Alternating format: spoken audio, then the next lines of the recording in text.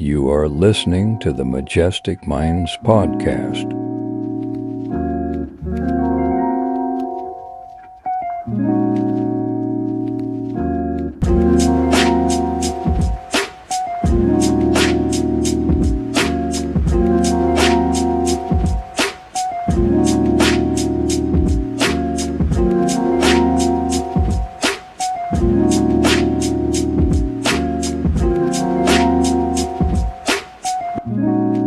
Yo, what is good, beautiful people from the other side or in the United States?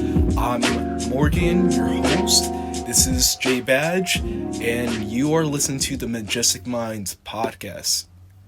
So, we're going to be talking about a lot that's been going on recently with Spotify Wrapped ending, artists being underpaid, but most importantly, JBadge's new album. What is the name of your new album, bro? New album, Chapter 4, Side A and Side B. Each side is 12 songs each. Right. And there's a lot of themes that go in that.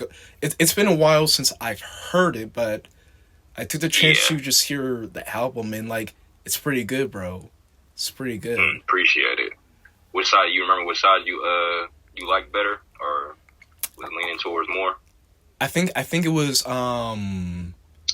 Chapter 4 with the I'm trying to remember the cover. What's the one with the blue cover? Yeah, because there's the two. Blue cover. Okay. Yeah, blue cover is side A. Yeah, because there's two different versions, isn't there? Yeah. Side B is more like it's more of the trappy side. Side A is more on some spiritual type of shit. That's the blue cover one though. Yeah, I think it was leaning more towards Side A, but me too. If you feel free to just tell the audience about yourself, about your come up, how you started, and just what you're all about, just feel free to let them know. Man, so I've been on this journey for a while, man. I've been doing this for 7 years, going on 8 or 6, going on 7. I forget which one, but yeah, since 2015, I officially dropped my first song. Those were some darker days and shit, but it's all part of the journey. My quality wasn't all the way up there and shit, but just progress. I feel like this project is my debut album, because everything else I dropped before this, until I got my sound right how I wanted it to, at least enough how I wanted it to, I didn't want to put out an official album. But this one, I made it an album because I was comfortable with it. I mixed it all myself. You can hear everything I'm saying and shit. So it's my baby right here. I ain't gonna lie. Trying to think of what else. Man, you gonna have to give me questions, because I just start rambling and shit. Nah, man, it shows all about you. What got you into rapping? Alright, so I grew up in a musical ass family and shit. I got an older brother who raps. He's on the project, actually. He's on the first song on that side A with me, and that's also produced by my other brother. But he was rapping pretty early, and him and my older cousin, they used to rap together. They actually used to do a Christian rap. So I was always around just the music and shit, always writing here and there. But really, I was a basketball player up until my senior year. I got hurt. So after that, I just had I never had that much after I fractured my wrist. So that's when I actually got a chance to really start to write and shit. You feel me? And long story short, ended up taking that shit serious and got to where I am today. But man, bruh, it's a lot of stuff that inspires me, bruh. I would say those two being at the forefront for sure probably gave me the comfortability to jump right into it. But my partner also, I do a lot of songs with him. He on the one that you like, Don Talk Steez. Oh, Steez, I love that song. Yeah, you got to get him on here too. But he's been rapping since he was already doing this shit. When we was 15, 16, he was already sending me recordings and shit on his phone. Honestly, without him, I would never had the confidence to even jump in the shit. But he really pushed me early he pushed me hard in the beginning when we first started going to the studio and shit. So yeah, bruh, that's really how I got started. I'm gonna be here for a while, nigga. Sorry, I'm trying to remember that verse. You said a really cool verse from that baby. song. That's on Give Me That. No, it was like I'm about to be truly here for a while, and no, fuck, I'm trying to remember. Yeah, this money make me evil. Guess that makes me evil. Where were you? Where was your ass when that money came around? It's hard to remember. Yep, that's Don talk. Okay. That was like my first introduction to one of your songs when a promoter on Twitter hit me up with your stuff, and I was like, "Who is this guy? This is a really cool shit." Yeah. That promoter was it New Ways Network? I think it was Royal Rap. Yeah. Oh shit, they're my people too. Okay, yeah, I work with them. Yeah. Okay, that's dope. Actually, I didn't know that. That's how you actually found me. Not for real. He was like sending me some shit to look at, and then he sent me one of your songs. So it's like, this is really cool. And then I was looking at your catalog, and I was like, this some cool shit. But like, there's no in hell this dude would ever work with me. Like, he's huge. Bro, it's that shit, bro. That shit's all it's not all a facade, but like, I ain't one of them niggas who act bigger than they really is. Like, I don't know, that Instagram follower count, none of that shit really mean nothing. Because it's people with more followers than me and we go straight into how fake this streaming shit be. It's niggas with more followers than me that don't do nearly as much numbers. So like, that's why before we was talking about the show when y'all said y'all had 6,000 monthly streamers at one point. I ain't gonna lie, bro. You don't even know that's ahead of a lot of people that you might see that you think is doing it on Instagram, but bro, a lot of people is not doing that. So I know the pay shit kind of fucks us up mentally, but nah, y'all should take that and run with that and use it as inspiration for real. For real, man, for real. And I just really appreciate, because like, you're a very humble dude. When we got around to like talking, and like, you got my group a lot of plays on SoundCloud, I really appreciate for you, by the way. Big props to you. Yes, sir. I was just shocked by just how super humble you are, because like, the thing about these artists, when they hit big, right, and they get on the top, because like, the thing is like, you get this whole array of attention and validation, and then people begin to like worship you, and then it warps your mind into thinking that you're a fucking god, and then you really gotta really like distance yourself from that shit. You do got to. You got to keep yourself human. That's why it's also good when I did help y'all out with the SoundCloud. That's also I feel like that shit keeps me humble, because I used to do it more than now. Right now I'm kind of like revamping my shit, but like, yeah, for like since like 2019 to like 2022ish, I was really a heavy promoter. Like, I was promoting artists, but like I started promoting myself. I started to do promotion myself because, as you probably know, it's so much scams and shit out here. So like, bro, when I got in the game, I was like 18, 19 years old. Bro, you know how much money I lost in this shit just from getting scammed, fake ass A&Rs, just trusting everything. Even I paid to do a show out here in my own area, like, just a whole bunch of bullshit. So like, eventually, like, bro, if you don't learn, I feel like it's good because you learn from that shit. But like, from there, I was like, okay, bro, let me make something that's really just for artists. No gimmicks around it, no bullshit. I tell them exactly what they gonna get, and they gonna get it. And but yeah, bro, that's really what I feel like that's what keeps me humble, bro. Just working with artists, keeping myself around artists who are at a position that I was once at, or near a position, or in the same position that I'm in. You feel me? Definitely. Because like, for me, because like, I live in a musical family too, but like, about half of my family is like super rich and successful, and then there's the other half where like we're like not really, like, you know what I mean, you know, like, not big on bread and shit. But yeah. The good thing about it is that like, it teaches you to like really value things in life more. So like you're more like down to earth from other people. I live in Springfield, right? Springfield, Mass, and I went to performing arts school, and like the shit that these kids would just obsess over with or just like really talk about didn't really have an impact in me, because like I came from a place where like really your core values, your morals, and what you believed in would just really like carry you through the way than just some other bullshit like smoking or drinking. So I definitely get you. Yeah. So more into that experience real quick for me though. Like, how was it like going to performance art school? I know you said like it's just like did it inspire you? Do you feel like you took inspiration from it, whether it was from good shit or negative shit? But like, how did it? How do you feel like it helped you as an artist at all? Or do you feel like you already had it? Yo, the stories I have yet to tell you, or just anybody, like just any. Okay, for a short story, it was crazy as fuck. It was a lot of crazy as shit happened. I'm grateful for the moments, because half of them are good, half of them were bad. But in a way, it really taught me a lot about myself.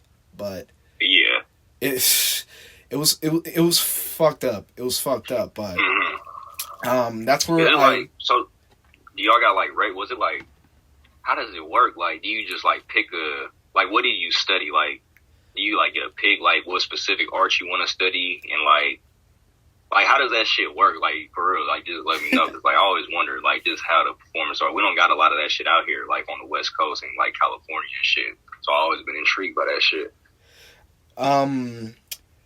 It's definitely a little bit different today to compare to when I went to. I went there in 2013. I dropped out in 2018. But when I first went there, you could just go there. You didn't really have to like pick an art or something. But my majors when I went there were, or at least arts were at least like visual arts. I wasn't really into music back then until like later into my life.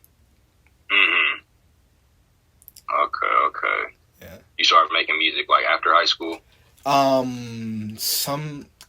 used to do a lot of freestyling in middle school because I got into hip hop later in my life with Young Thug, Future, Rich Gang. That's crazy. I know. Dude. The early 2000s when it comes to like hip hop were just the fucking golden years, brah.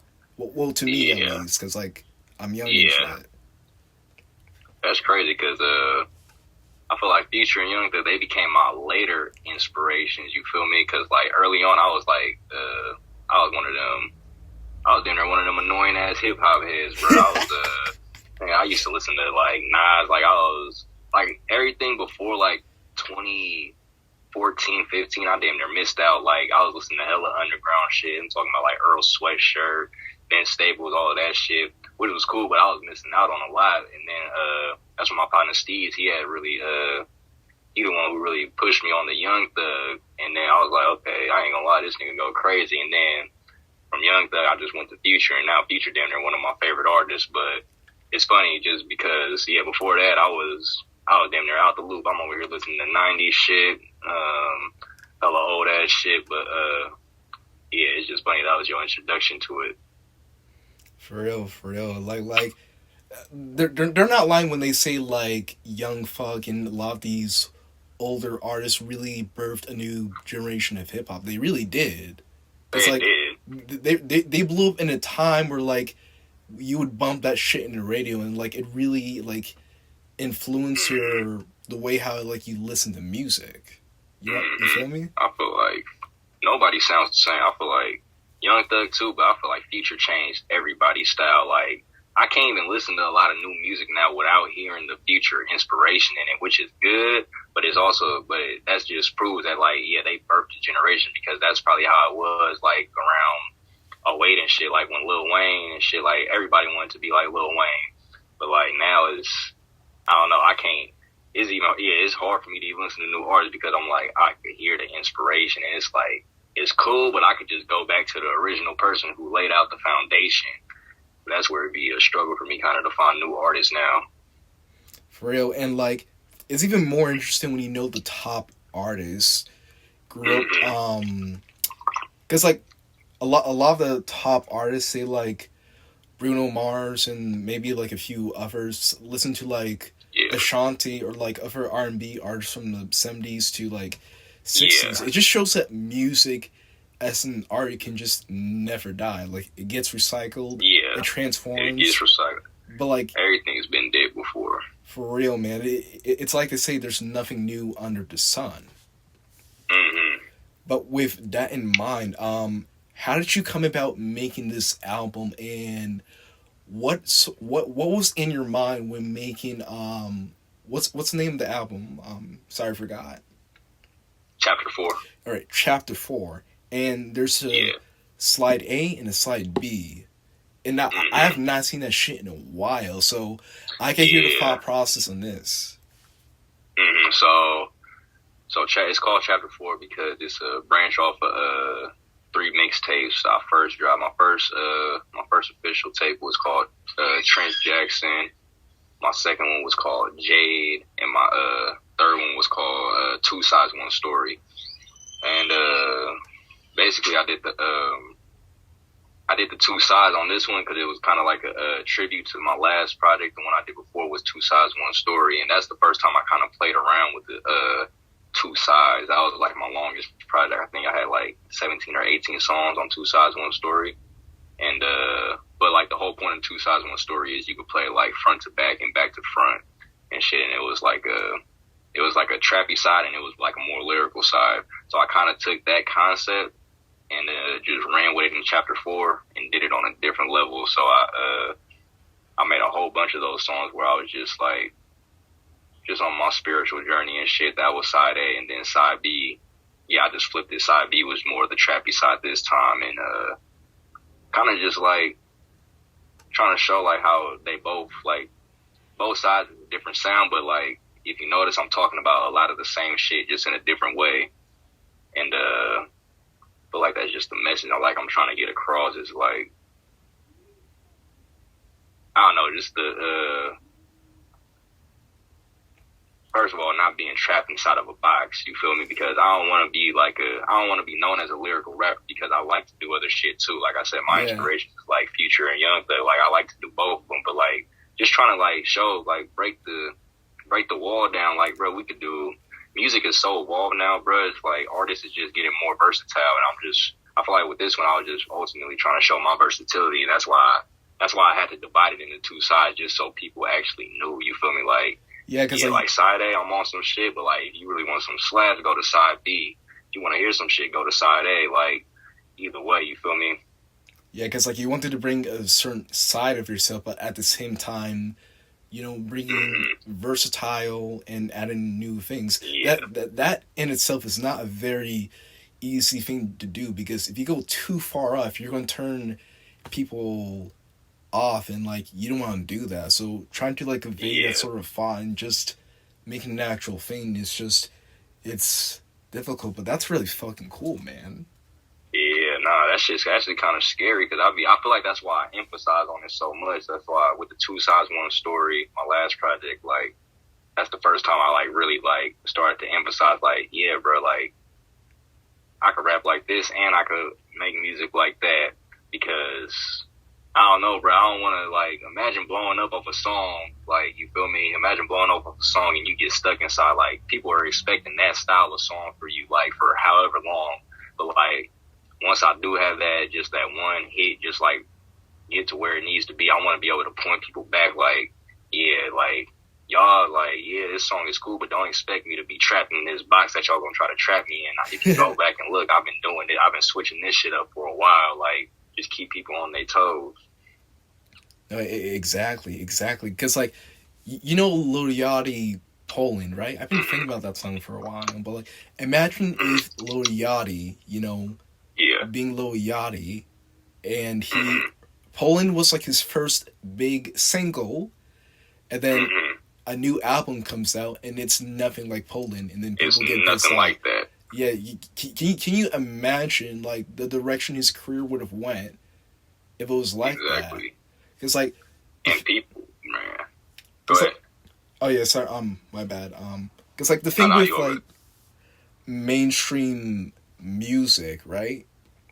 is that when you get really, really big, or like you just have a popular song, like it gets stagnant and overplayed to a point basically where like that's where people expect from you. But the problem with that is that like sort of like a versatile or like a more diverse selection of sound isn't really put to the top because they want to put in like what's popular, and that's a problem I have with mainstream music. Like get this, I could tune into a radio station, right? And you know that Future song, what's that Future song called? Too Which Sexy? The Too Sexy one. Those on the radio a while back. Get this, I could change to like 5 different stations, right? To like 5 or 3 different stations, and they'll literally be playing that same song. The same song. Like the same bullshit mainstream. And this is coming from someone who likes Future. I just think a lot of his... I was just gonna say, like, and that's the shit. Real Future fans know that that's some real Future fans that never turn that song on. Like, that's the shit, but it's that mainstream audience. That shit is different. It's a scary world, man, because it also has a lot of artists getting slept on. I be hearing people say crazy shit about Future, saying, oh, he only raps about this, he only raps about that. I'm like, bro, y'all ain't. That's the problem, because the mainstream is only gonna push certain shit that they want to hear from Future, but like, nah, dude got a real catalog, bruh. For real, especially old Future. I love old Future. Facts. 20, shit. Honestly, his newest project probably my least favorite. I like it, but I feel like he had a run from like 20, or of course DS2 2015, but like I feel like since DS2 he was on like a little run. Like he was dropping like little tapes, like damn near sometimes 2 in 1 year. And shit, but I feel like a lot of that shit went over people's heads because he wasn't chasing that hit song and shit. So yeah, like when he's really feeling himself and like he's not trying to make something like corny or like big, you can really feel the shit. You can hear the actual music. You can hear the art.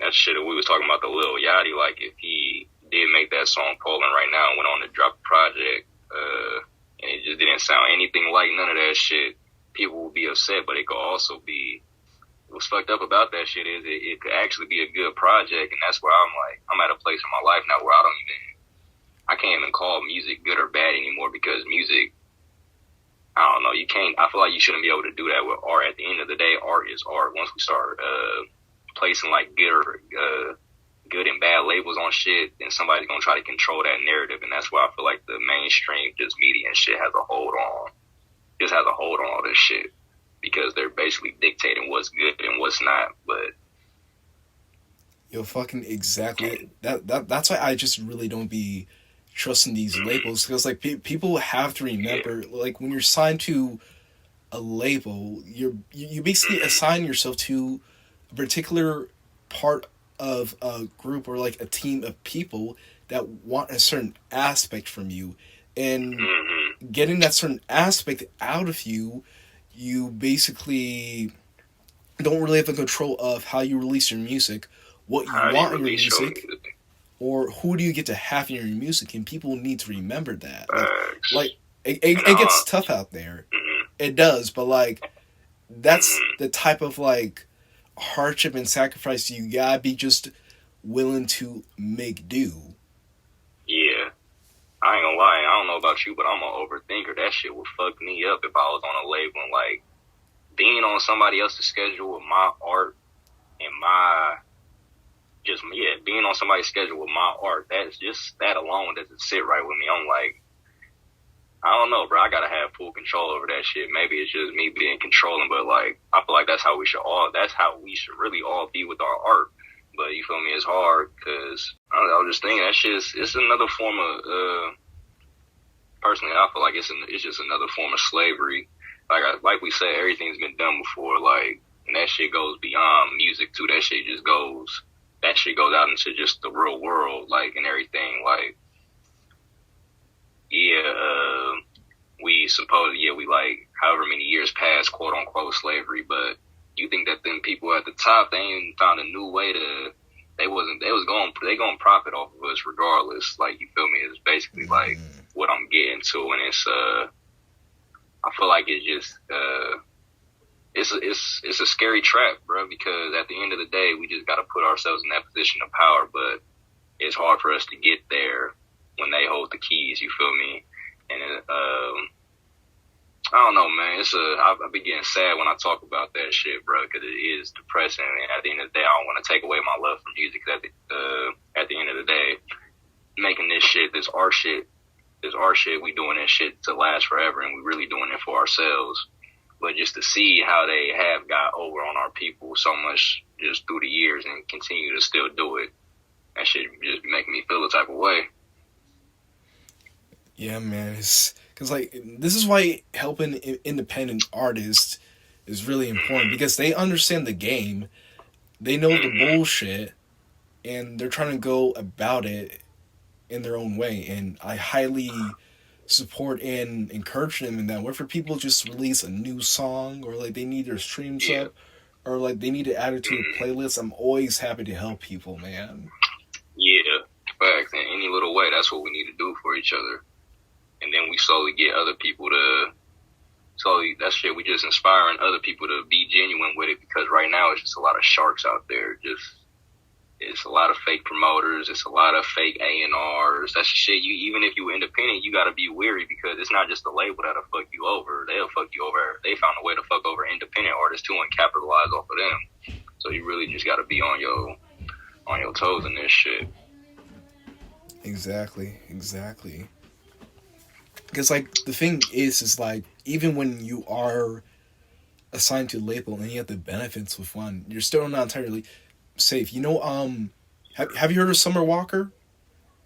Yeah. I talk about this a lot, and it's an important point that I want to emphasize on. But Summer Walker, I think it was reported this summer, or, like, sometime in the beginning of the fall, was reported to have been signed to a record label where basically she got 26% of the cut of whatever she made until not too long ago she signed over to another record label where, like, she got, like, a majority of the cut. But, like, it was so bad that she was willing to sign to a label where she hardly got any of the cut, work these tours, make all these music, and just barely get any out of it. Barely get anything for it. That shit hurts. That's how they get you, though. They find people, and they purposely find these talented people. Don't come out of nowhere, man. They find talented people,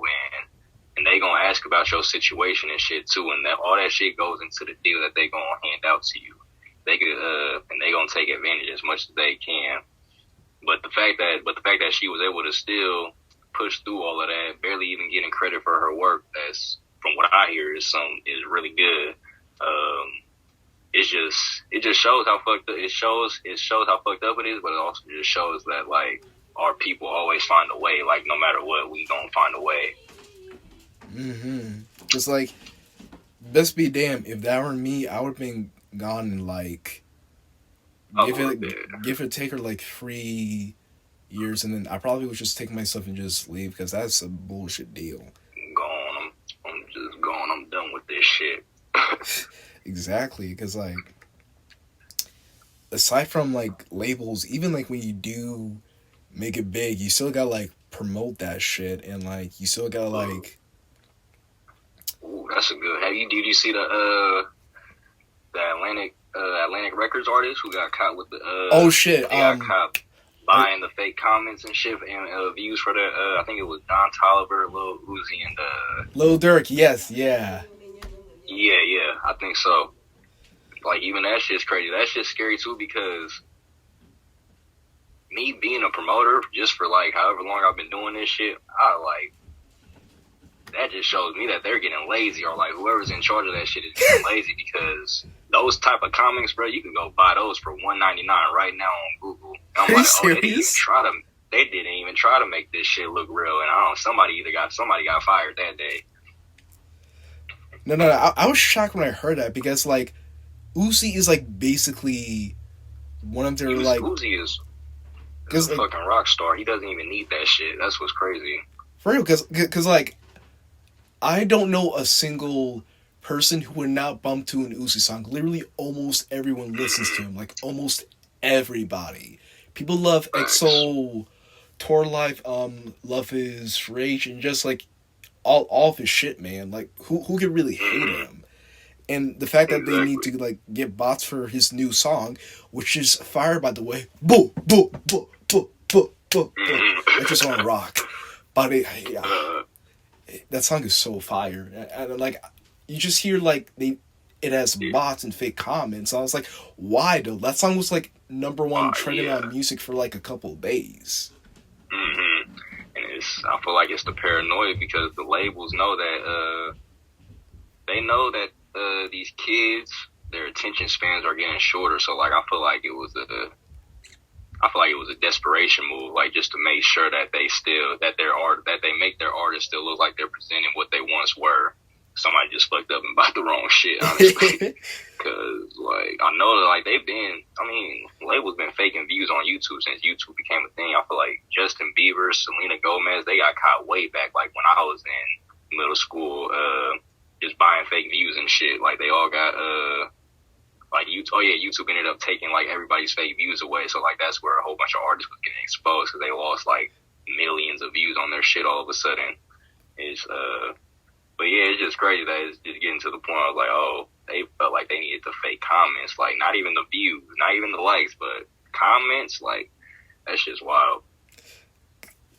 It's really weird and puzzling when you think more about it, because, like, they're already big. So why would a huge label with a huge artist and an enormous catalog, and on top of them being popular, have the need to buy fake streams? What does it say about what's going on with the current music industry? What does it mean? I feel like it is all this. I feel like maybe it's just a facade from our side. That's how we thinking, like, Lil Uzi Vert does not need that shit. Don Toliver doesn't need that shit. Mm-hmm. But maybe at the end of the day, these labels is seeing what the artist is really producing.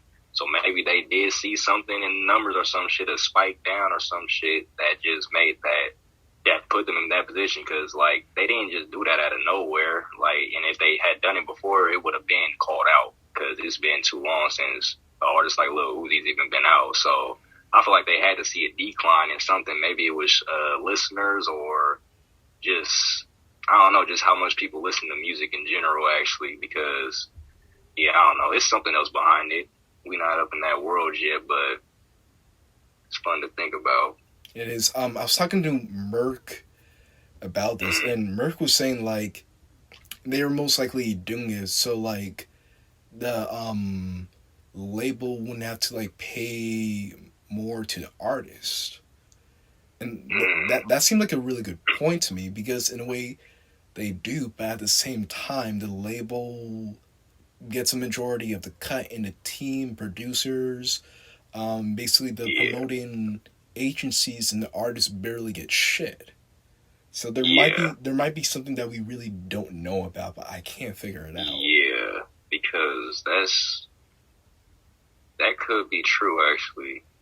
But that's the thing, labels know, like, they know that the fake views just don't pay out as much. So it's like, I don't know who's benefiting from that. Like, is it just strictly to fulfill the artist's ego, to, like, let your artist know that he's still hot? Or is it just like, or maybe they were just trying to save money on the ad campaign, because, like, instead of getting some real promotion and some real marketing that they needed, they just said, fuck it, we can save money if we just get these comments real quick, get these likes, get these views, do it this way. And I don't know, bro. It's a lot of ways that shit could go. Actually, that really comes into my point about artists being underpaid and shit. Because, like, if they get all, like, the fake views and all that shit, it really brings the label a lot of money, and they probably won't really have to pay the artists a lot. Yeah. Cause everywhere, hold on. You posted that Spotify thing on your story, and everyone's talking about artists being underpaid and shit. So then it makes you wonder if, like, these labels and streaming services are purposely underpaying artists to save more of a cut, because They like for they don't need sure. like legitimate ways to get like people to play their music. Yeah, they for sure are. The labels and the streaming services for sure. They all working together to the distributors and all of them. They all got something. I don't know exactly what it is, but it's no way like it makes no sense for us to be making 0.0002 cents per stream, bro. Like, Yeah. and they're over here multi-million-dollar, billion-dollar companies. Like, okay, there's more money somewhere, and it's not going to the artist, but we paying how much every fucking distributor? We paying something yearly. We're paying some type of I yearly pay at fee least to be 10 on to these. 20. Yeah, just to be on these streaming platforms, and it's like, how much views do you got to make? How much views do you got to get to? You said you pay $120 a month for distribution. For the service Or itself, per I year? pay like Yeah, 10 to 20 now. For the distribution, at least like shit, at least like 10 or like 7. It's really cheap, but like I release a lot of shit, so it builds up. yeah. Hold on, I want to do this math real quick. Let's see how much it is.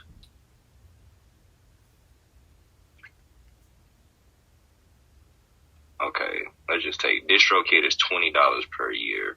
Right. Okay, Spotify stream calculator.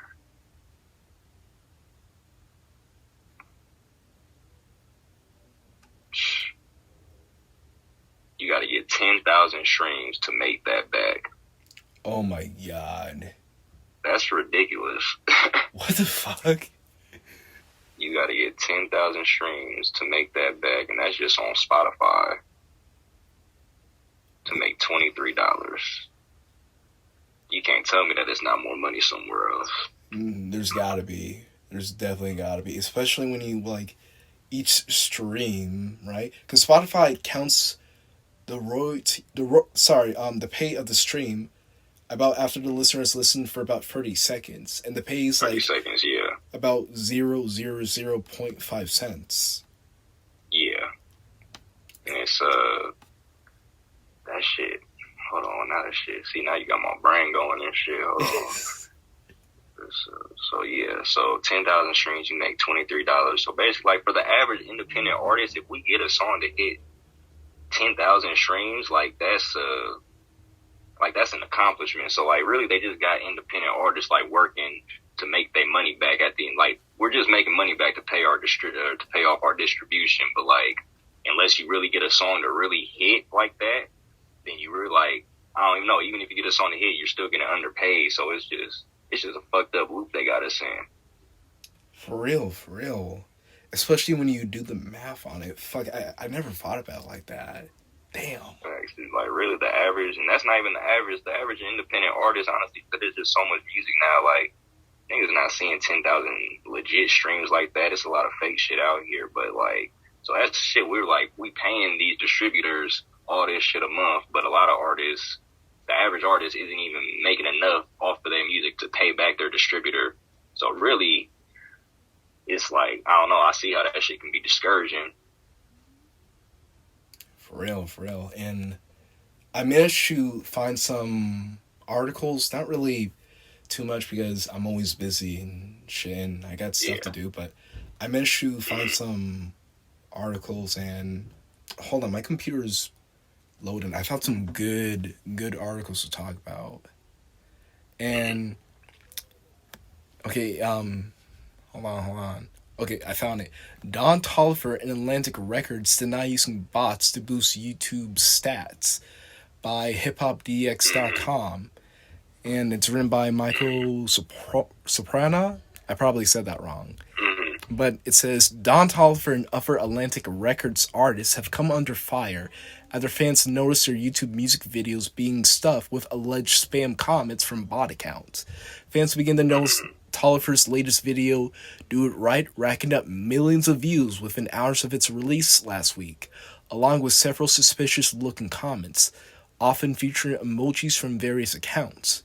A similar pattern was also present on uploads from Lil Uzi Vert, Roddy Ricch, and a bougie with the hoodie, all of whom are signed to Atlantic. Damn, that sounds sus.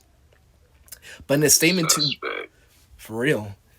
But in a statement to TMZ over the weekend, both Don Toliver and Atlantic denied the allegations and insisted they haven't been padding the stats with bots.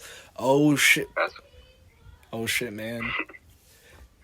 that's hilarious because that's really all. That's all the label got to do. They just say, "No, we didn't do that shit." Like, and Cat. that's really, I don't know. And it's just like I don't even see people talking about it no more because honestly, it really don't matter. It's just fucked up. Like, if I was the artist, honestly, like the fans can feel how they feel, but if I was the artist, I would be upset because you can't just let the label tell you that, like, nah, that's not what we did because nah, something happened.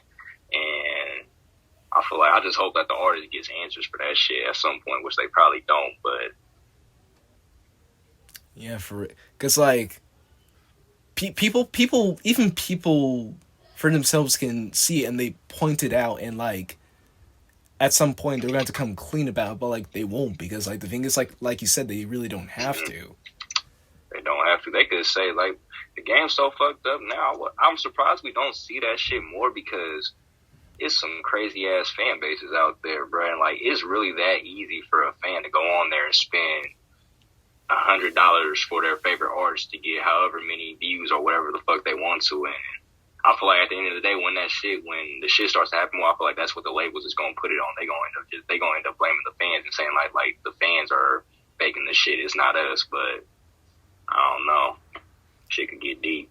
It really does. I was talking to Pay Freeman about this, and we were talking about basically these labels using AI to basically create these sort of like artificial rappers. You ever heard of FN Mecca? The AI rapper. Yeah. Yeah, I saw that shit. Yeah, get this. The guy who recorded the vocals and who they used the voice for it and shit didn't get a single cent That's sick. of like ever That's just wild. like providing the voice for that thing. Mm-hmm. You know what's crazy is if well, I feel like they fucked up on it because they had him say nigga, right? Yeah. And I feel like before, if he didn't say that shit, bro, that shit probably would have worked better than they thought it would have. Better. That shit probably would have worked as planned because I could see people eating that shit up and like I could see that just becoming a whole trend. But like that shit's not gone either, bro. They gonna put that shit away, let people forget about it, and it's gonna come back in a different way within the next 3 or 4 years. Watch. Exactly. But what's even funnier is like I'm pretty sure the dude whose voice was used for that thing was black, but like the AI seems to be like so like it gets confusing. Like it's voiced by a black dude, so like can it? I'm trying not to think about it too much because like it's fucked it's up. voiced by a black dude, but it's why? That's the shit. If it's voiced by a black dude, why did they even make him like? What did they make him? They made him like I know like what race did they make him? He wasn't like white. He was like I don't know. They tried to just make like a generic person. I feel like, and that shit just caught everybody off guard. I feel like it's shit is weird. I'm trying not to laugh about it because it's funny as fuck, but It is. It's hella funny. It's hella funny thinking that like it's people sitting up there at the top really thinking of this shit, like thinking it's gonna work. Like I don't know. It's crazy as people that people are even thinking about shit like this. for real, like it shows you like what exactly they're trying to do. And when I was talking to Pay Freeman about it was like as if they were trying to make artists seem like obsolete, like they wouldn't really need them in the future. They wouldn't need the artists no more. For like, real. bro, we got a team of fucking 5 AR rappers right here. We don't even gotta pay. They don't want money. All we gotta pay for is development and shit. They already gotta pay artists. They already gotta develop their artists. They paying for that, and they gotta pay their artists. Oh, it's like, oh nah, they gonna go straight to that AI. No, exactly. It's even scary shit. Because like this shit doesn't just happen with music. Because like even in the workplace, it's happening right now with the pictures. Yeah, with the pictures in the workplace, like all these niggas getting replaced by technology. All of them getting replaced by robots. freaking AI, And I anime. hate that shit too. I'm so Really. tired of fucking voice calls and shit. I'm so tired of trying to call nigga fucking Kaiser or some shit and I gotta talk to a robot for fucking 10 minutes just to get to where I'm trying to get to. Like, bro, that shit, bring humans back, bro. That shit is getting annoying. You know, exactly. They're more considerate too. And it's more and more every time. Like, I'm like noticing like just the little changes, like since I graduated high school in 2015, just like seeing the development, I'm like, oh, they really is just trying to push the human out, bro. Like, and it's sick. Cause I'm like, bro, at the end of the day, this road, no matter how advanced y'all think y'all getting, bro, this robot, like, that's why I feel like humanity is gonna be important at the end of the day. Because I don't know, bro, it's not gonna be a robot that can help you as much as a human, like, and just like, I don't know, bro. I feel like you gotta have that humanity aspect. You can't just wipe it out. But they're gonna try to wipe it out, and that's shit's scary. It really is, because like you really gotta have like that humane aspect of you, even like when it comes to law or just logic or just natural sciences. And I'm trying to make sense here, but basically you gotta have a bit of humanity in you. You just got it. It's like it's basically how we survive as a species and why we've been around for so long, because of our humanity. Because like you know how like animals got their back, like fucking. I'm trying to think what animals. I guess you could say like a tribe of monkeys look after each other, and then there's like a lion tribe, and then dogs, and then so on and so on. Even sheep, bro. Like, them is supposed to be the dumbest animals in the world, but they still stay in packs. Exactly. Like, damn, we gonna become the dumbest animals in the world. I think a lot of these higher-ups really view us as sheep. They really do. Yeah, bro. It is. Because, like, the way how, like, they basically do things for the populace, and, like, the way how, like, they really enforce it, it's almost as, like, if you were, like, watching, like, some ants in a box, you put, like... I'm trying to think of something. My brain is, like, fried right now. No, I understand. It's my fault. I was rolling this wood, but, yeah, bro, I know that's... It's, like, it's to a point where it's, like, I feel like they have to view us like that. It's either, like, they view us like that, or we just get viewed as numbers, because I feel like once you get to a higher up position like that, you're not connecting with human beings every day. Like, be real, like, most of these people making decisions, they're not even outside on a day-to-day basis. Like, they're, like, it's just all business to them. Like, so, I don't know, I feel like that's why shit's so fucked up right now. It's just a lot of people making decisions who aren't even able to process what they're making decisions about, because they're not even in the real world.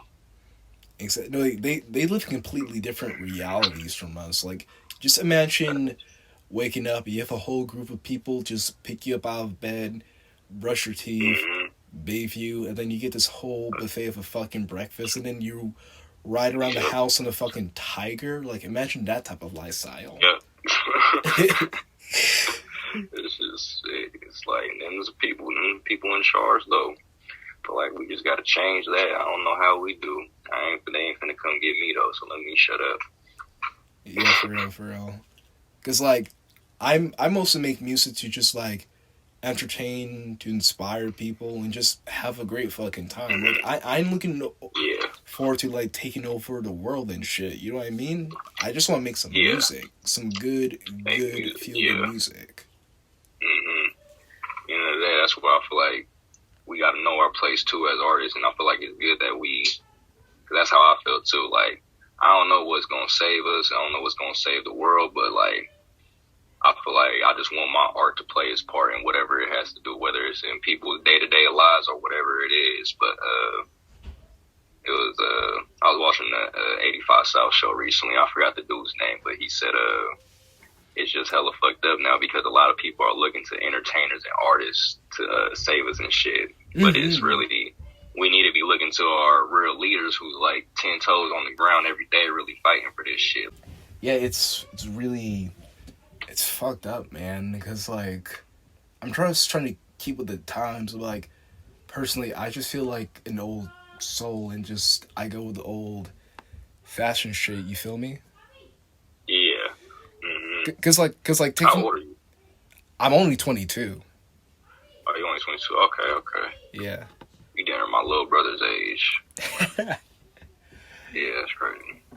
Yeah. I probably got the old soul aspect from my family, because like they're Gen Xers, or I don't know. I'm just old fashioned in general. Yeah. But about that, fucking Atlantic Records and bot engagement, and then what else? I think I have an article about like streaming services, but I'm trying to find it. Fuck, man.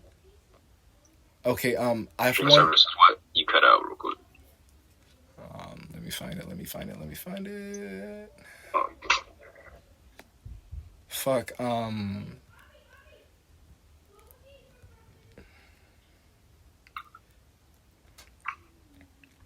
shit. It's not loading. Alright, well, in terms of what's happening with labels right now, there are ways that we can definitely support artists, big, small, or independent. And I pulled up this great article, and it's from the marketplace.com, and it was written by Janet Nugent, and it says, what is the best way to support musicians? This is just one of the stories from I've always... Oops, sorry, that's an ad. Fuck you, ads. Alright, listener Jesse Murphy asks, given the changing landscape of the music industry, what is the best way to support musical artists nowadays so they gain the most profit or support? From how I pay for investment in my music. Is it going to live shows, merchandise, buy the album online, etc.? How can I be sure they are getting what they deserve for my dollars spent on music? What do the artists prefer? The streaming economy is booming, with the industry ranking in a massive $13.4 billion globally in 2020. Holy fuck. According to United Nations World Intellectual Property Organization. But as it grows, artists... Okay, this is too long. Just gotta find... blah, blah, blah.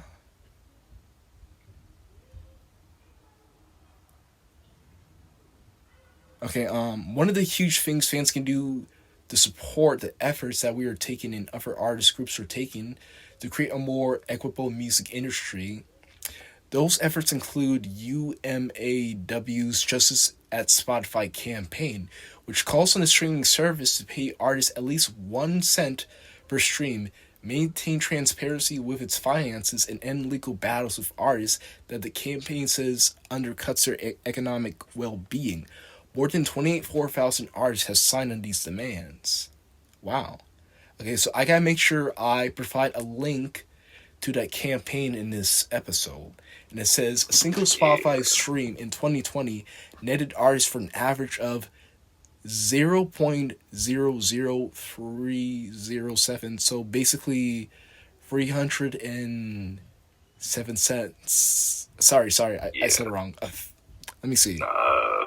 Okay. You're less than that, I ain't gonna lie. Yeah, no, you're right. It's less than a third of a cent. 0.00307. Wow. Yeah. Meanwhile, artists earned 0.00402 at Amazon, and then it gets even worse. It's 0.00735 at Apple Music. Well, that's a little better, but that's still shit. And then That's it. And then 0.00133 on Pandora, and then 0.00069 on YouTube. YouTube is literally the worst. It's the worst. Yeah, YouTube, yeah. And YouTube for music, yeah. It says the streaming economy is not working for the vast majority of musicians. The Francesco said. So UMAW has also signed on to campaign calling on the Justice Department to investigate and potentially break up the 2010 merger of Ticketmaster and Live Nation, which received renewed attention this week after Taylor Swift fans couldn't get tickets for her upcoming tour and saw prices surge to exorbitant levels. Some tickets resale prices have reached to $28,000 and beyond. Yeah, fuck no, I ain't paying $95 million I forgot for a about that Taylor shit. Swift ticket. Hell no. Hell no. Shit, we talk about the streaming services. That's another thing going on right now is the just the tickets and show shit, because a lot of artists, they've been a lot of labels, they're having bots. I think they're having bots, just like, you know, like how the shoe heads be doing it, like they have bots like get they shit or order they shit online as soon as they drop. Pretty much they're doing that shit with tickets now. From what I heard, they're doing it with tickets, and basically, and then they're just reselling the tickets for crazy ass amount, like you just said. Exactly, like, and especially on top of that with fucking inflation going on, we're like, it's getting really, really hard to just making money, and people are dropping out of the workforce. It's even getting harder to just like do regular things or just to attend to entertainment. But you ain't catching me alive paying $28,000 for a Taylor Swift ticket. Hell the fuck no, bro. Hell no, I wouldn't pay $20,000 to see fucking. Nah, if I was rich, the only person I'll pay $20,000 to see is Michael Jackson. If he came back from the dead or some shit, like that's literally like the only exception, I feel like. And I still got to be rich, like rich. You know, exactly. And that man takes his craft really, real seriously, and he's like, he's a dedicated performer. But like, sorry, like, just not paying $28,000 for Taylor Swift ain't happening. Yeah, hell no. And then it continues on saying, a great way to support artists is to go to their shows and both buy their merchandise and their albums. So a good platform where like artists like to basically showcase their albums, their singles, and even their merchandise is Bandcamp. So if you know your favorite artist has a Bandcamp, make sure you go over there and just buy whatever you like to see, or maybe even their website. So definitely keep that in mind. Speaking of Bandcamp, actually, since we brought it up, my brother, my oldest brother, he's dropping his project on the 23rd. He's dropping it only on Bandcamp. You can name your price. You can get it for free, or you can just name your price. So you could put 50 cents in that motherfucker, however much you want, pretty much. But you can find him on social media at M1KE. So just Mike with a 1 as the I. M1K. M1KE. Hold on, let me see what his Twitter. I think his Twitter is Twitter might be Trash Mike or some shit. Hold on. Is it in all capitals? Sure,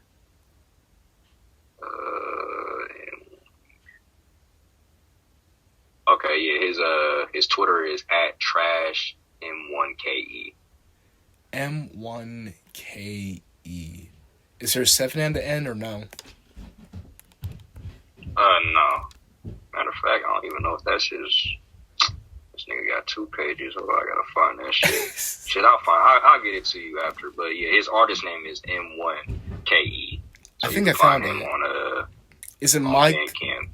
Valorant? Oh shit, his Twitter is Mike Badge. I'm weak. Oh. Okay, yeah, so that's his Twitter, Mike Badge. But yeah, he's dropping on Bandcamp on the 23rd.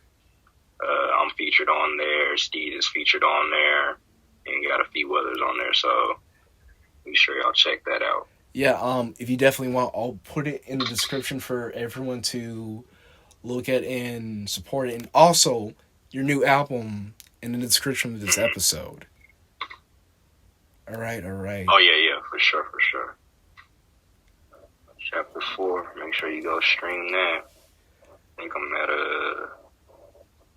I forgot how much total streams I got. Check. I got promote. I dropped 22 songs on purpose because I knew I could run up the streaming numbers like that. Yeah, for real. I gotta get more like promoting my shit because like all my numbers have been going down recently, which is weird because like I'm getting more plays. Like this getting more random plays, but like the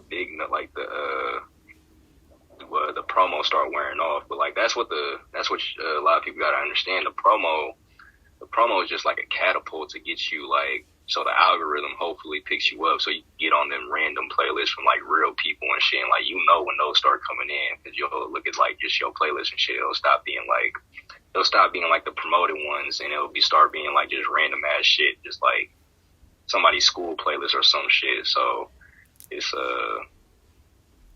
a tricky game. That shit, I don't really like to buy it no more because I don't know what's real and what's fake. But I would also say, just since I'm on the advice tip, if you really want to get in that, get on the algorithm and shit on Spotify, I would like look into instead of wasting your money on a whole bunch of bullshit promo, invest in a feature just from a bigger artist. You feel me? Like that's when. Because I used to buy a bunch of promo and shit, like damn near to the point I was wasting money on that shit. But once I got a big feature with somebody from just my area and shit, that's when I started to just get consistent streams and shit. You feel me? So I just slowed down on buying promo because you get that, shit's all algorithms, bro. It's fucked up, but it's just all computers. So like once your name gets recognized, you put yourself beside an artist bigger than you, the algorithm picks that shit up way better than paying for playlists and shit is gonna do. Yeah, for sure, man, for sure. So we got about a minute left of this episode, and then we got close it up. Is there anything you want to say to the audience before we clock this one out? Nah, stream chapter 4. I got 3 videos on the way. Just be on the lookout. All right. What is? I was gonna say something. Oh yeah, fuck. Everyone look forward to JBadge's chapter 4, side A and side B. Also check out his bro. What's his name? Mikey, or Mike. Mike with a 1. Yeah, Mike with a 1. And look forward to the Maje tic Mindz One Love album. We're going to be featuring JBadge and Merc in a song together come out in early spring of 2020. This is your host, Morgan, and this is JBadge. Thank you for watching today's episode. We will see you another time. Sure, we out.